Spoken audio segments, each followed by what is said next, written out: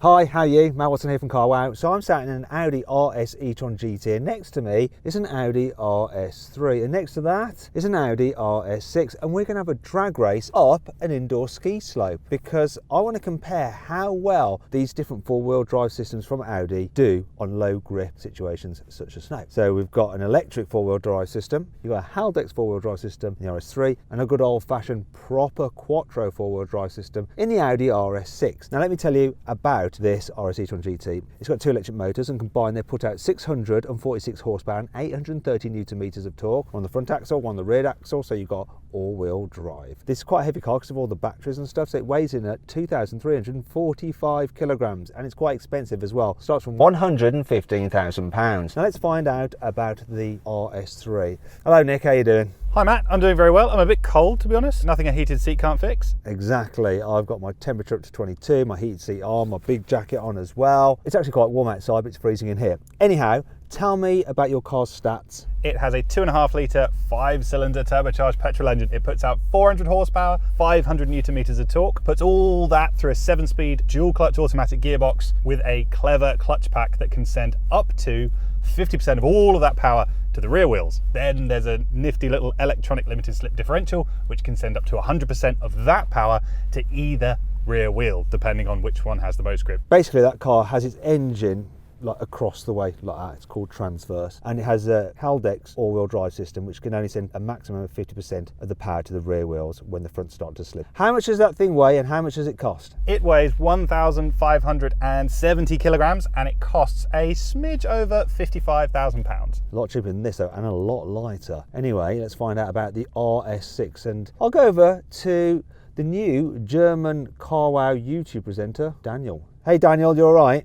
As happy as can be. Why is that? Do you think you've got the best car for the job? I would like to think so. I have a 4-litre V8 that has 600 horsepower, 800 newton meters of torque. This is going through a 8-speed automatic gearbox. Also a quite clever differential that is able to send up to 100% of this power to the rear, and I have an electronically controlled mechanical locking differential at the rear. And the car weighs 2,075 kilograms. And how much does it cost? It costs £100,000. The RS6 has its engine mounted lengthways, which is better. Anyway, let's race. Buy, sell, carwow. Now before we race, we're going to do the obligatory carwow sound check. So I'm going to start off with the RS6. So let's have a listen to the RS6. Go rev it up. I can hear it echoing in this snow dome, but there is a soft limiter. So how many revs is your soft limiter coming in at, Daniel? It's coming in at about 3,500. Okay, so let's rev up the RS3 and experience some more soft limiterage.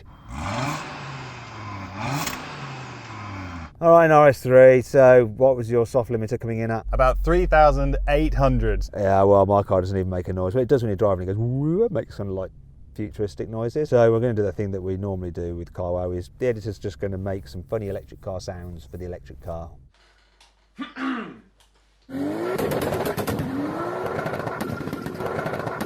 There we go. This sounded the best, didn't it? Now we're going to race, and if you like drag races and you haven't done so already, make sure you subscribe to this channel and hit the bell icon to turn your notifications on. That way you won't miss a single upload. 3, 2, 1. Oh, loads of traction. We're on Pirelli P0s. Whoa! No! Whoa.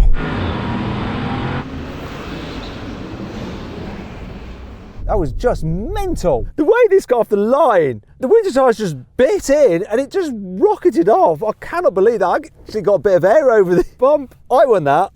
I'm not sure what happened for second place. Who came second, RS3?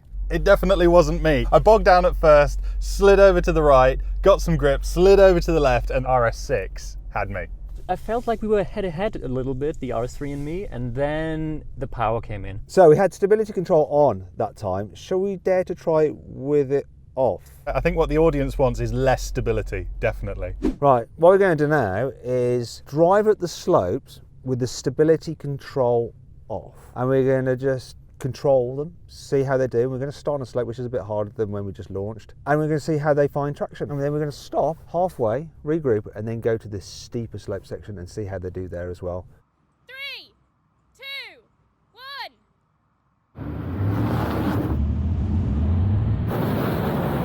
The RS6 is trying to go quickly. Ah, easy.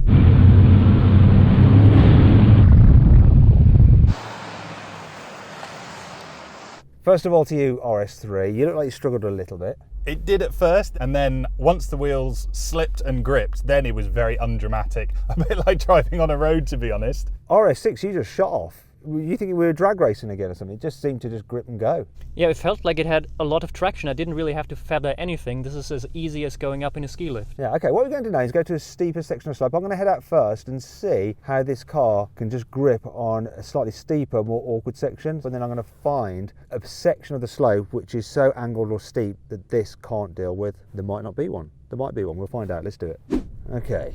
So if I try and start here, it's quite steep. So I'm going to stop on this slope, which would be a very bad thing to do in reality. You do want to keep momentum up, but I've just been an idiot. Can I get going? Stability is off. It's all down to the car just gripping. I mean, this is just too easy. So if I can stop here and go again.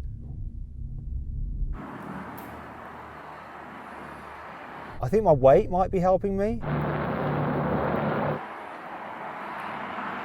Too easy. Let's make it a bit harder. This is really tricky. Can I get at this?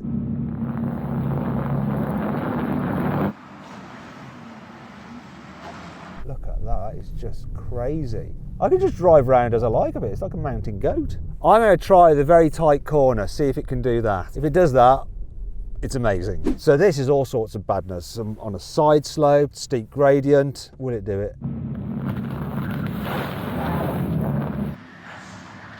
Oh, bottomed out a bit, but it held itself up. Oh.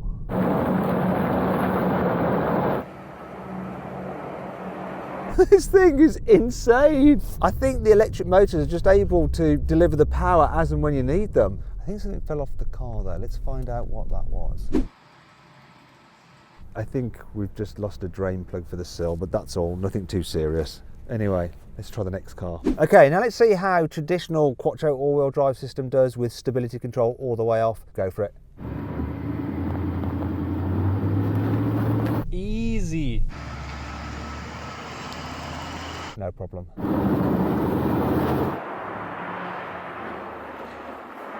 That was too easy, Daniel. I think you're gonna have to go straight on to the next challenge, which is at the side bit. Oh, super easy here.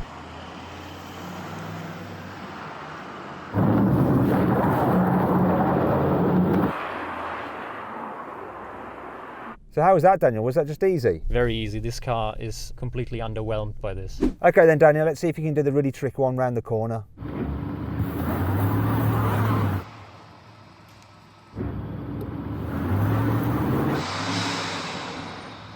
Nah, that's not going to help. I can just see your front wheels spinning and the rears aren't. Yeah, it has no chance. Your car was somehow magical. This one has to give up. I'm surprised, you know. Normal Quattro is brilliant at laying down the power, but it just goes to show for all the naysayers about electric power, it's just so good at putting power down where it needs it, not moving things around from a single power source. You have the power source for each axle, and on some cars you have a power source for each wheel. They don't sound good though, right? So before we set the RS3 off, Daniel, do you think he's going to get up there? I think this one, certainly. I mean, it has great traction because the engine is over the front axle to some extent, so this should help. Didn't help you. Your front wheels were spinning a moment ago and your engine is heavier than his. Go on then, RS3. Let's see what you got. Are we spinning? No, we're not.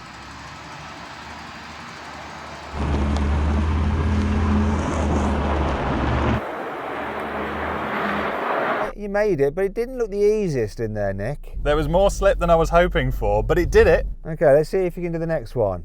I'm thinking perhaps no.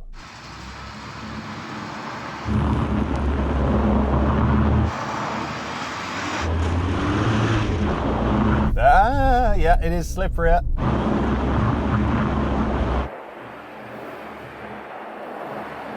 Still doing it.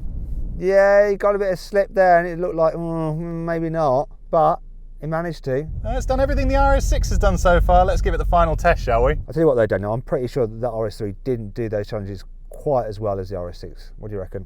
I agree, but I think he also made it. The result is what matters, I guess. But what do you reckon here? He's never going to do this, right? No, he probably won't move. Can't even get into position.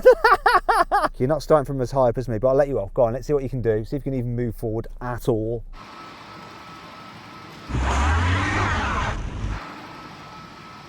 Let's try one more time.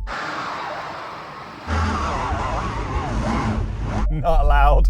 Audi says no. What's happening on his rear axle, Daniel? Nope, there's nothing happening in the rear axle. So much for 50% of the power being sent to the rear. It's not, is it? I think we might have needed more than 50% anyway on this slope. Tell you the truth though, with the RS6 as well, all the power was pretty much going through the front and just being spun away. It wasn't driving from the rear. It was only this one that managed to drive through the rear because it's just got a motor at the rear which takes care of that regardless of what the front is doing. Well, I think we learned from this that four-wheel drive in an electric car is better than a traditional Audi Quattro system with a centre-mounted diff, is better than a Haldex system with a front-mounted diff, front-wheel drive shenanigans. There we go.